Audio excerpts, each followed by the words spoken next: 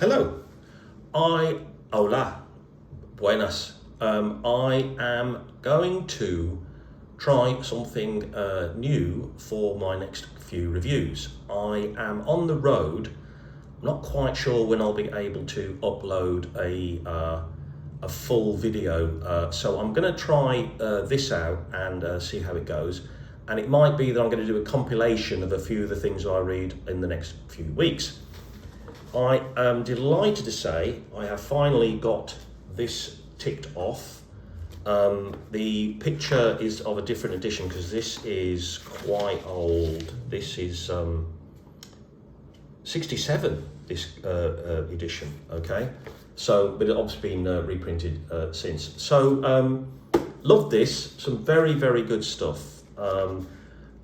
Stories that I kind of knew, but I'd never read or had read as a child maybe, and a long time ago. The Signalman, Charles Dickens, The Dead by James Joyce, which I knew from Dubliners, but everyone kind of remembers the ending of Dubliners more than the actual story, I think, or that's certainly how I remember it. And now I'm remembering, I think that John Ford did a movie version. I believe Angelica Houston might be in it. I'm going to look that up, and that might be worth seeing. But the story builds to the famous ending, but that isn't the story.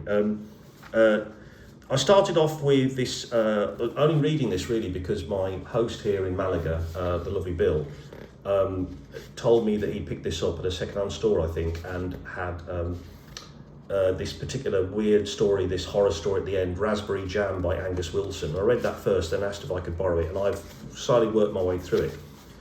Very interesting, the spread of time.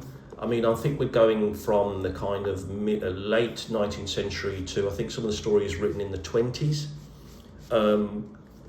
Very much struck by, not every story, far from it, but quite a lot of Shadow of Empire. So the Conrad story, which I thought was fantastic, almost as good as Heart of Darkness. The Somerset Maugham, never read Somerset Maugham. That was an excellent short story. And there was a very peculiar. Were those the three? Perhaps they were. No, the Kipling story as well. Yes, that's another Shadow of Empire one. You had some thrillers. You had some, no ghost stories, no supernatural kind of stuff. From the life kind of thing. All kinds of lengths, all types of writing styles. Very, very, very good. Very impressive. The Evelyn Waugh one was excellent. It's got this great line which I need to quote.